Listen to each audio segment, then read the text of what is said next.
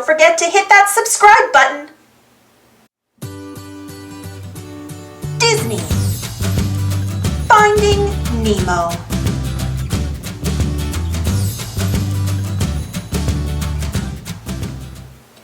Nemo was a little clownfish with one weak fin, which his father, Marlin, fondly called his lucky fin. Marlin was overprotective of his son and worried about him starting school. In fact, on Nemo's first day of school, when the class headed off on a trip to the drop-off, Marlin followed to make sure nothing happened to Nemo.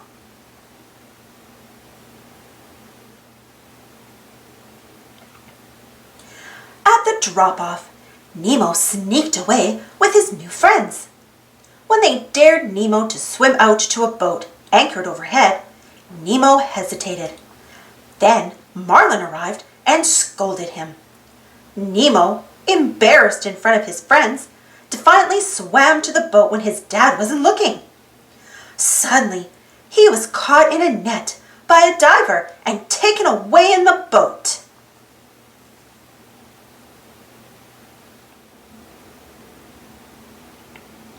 Marlin raced after the boat, but it was too fast. He swam into a busy fish stream and asked if anyone had seen a boat, but no one would stop to help him. Finally, he bumped into a friendly fish named Dory, who had a short-term memory problem. She said she'd help him find his son, but forgot who Marlin was right away. Then, just as Marlin was leaving to keep searching for Nemo, he came face to face with Bruce, a very large great white shark.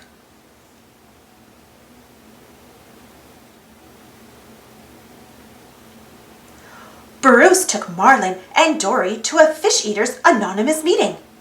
At the shark's submarine headquarters, Marlin found a diver's mask. It belonged to the diver who'd taken Nemo. Unfortunately, Marlin could not read the address written on the mask. Then Bruce got hungry, and Marlin and Dory had to race for their lives from the chasing shark.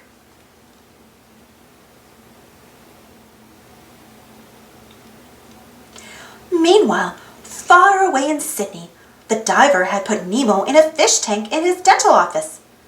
The other fish were thrilled to meet him and made him part of the tank gang, nicknaming him Sharkbait. Gil was their leader. He had a plan for all the tank fish to escape, but they needed Nemo's help. And Nemo needed their help too. The dentist was planning on giving Nemo to his niece Darla. Darla had shaken her last fish to death, but the tank gang's plan to break the tank's filter failed, and poor Nemo's life had been put in danger.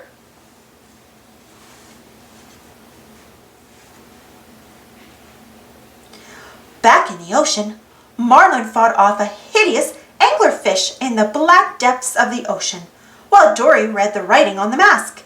It said, P. Sherman, 42 Wallaby Way, Sydney. Some moonfish told them to follow the East Australian current to get there.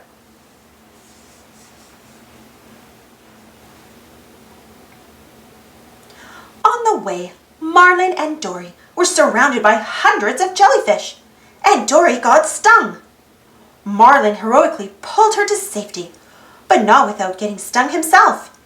When he woke up, he discovered they had been rescued by a group of surfing turtles. The turtles listened to Marlin's amazing story and sent the message from turtle to fish to dolphin to seabird to a pelican named Nigel in Sydney Harbor who was friends with the tank gang and knew Nemo.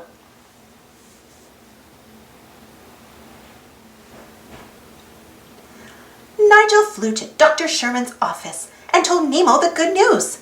Filled with pride that his dad was on the way to rescue him, Nemo gathered up his courage and managed to break the fish tank's filter with a pebble. Now the plan to escape was back in motion.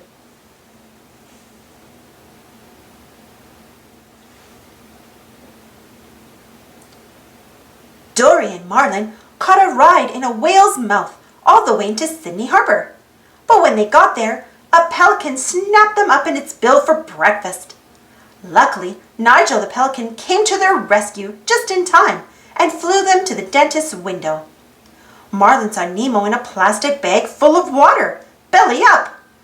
Poor Marlin didn't realize Nemo was only pretending as part of his escape plan. Then the dentist shoved Nigel out the window. Marlin was heartbroken. Back in the harbor, he said goodbye to Dory and sadly began the long journey home alone.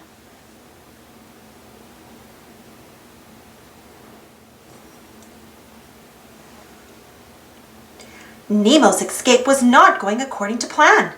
His bag sprung a leak and the dentist's niece had shaken him out onto the dental tray. The tank gang came to the rescue. Gil managed to shoot out of the tank and catapult Nemo down the spit sink to freedom.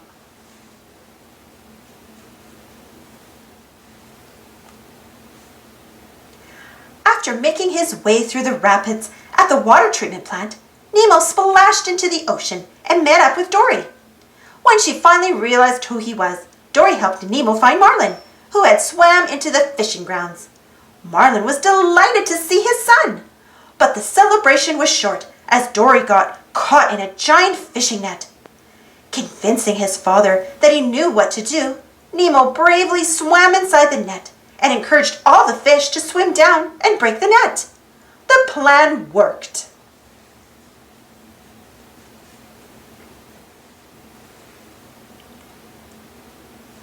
Marlin was overjoyed to be with his son again.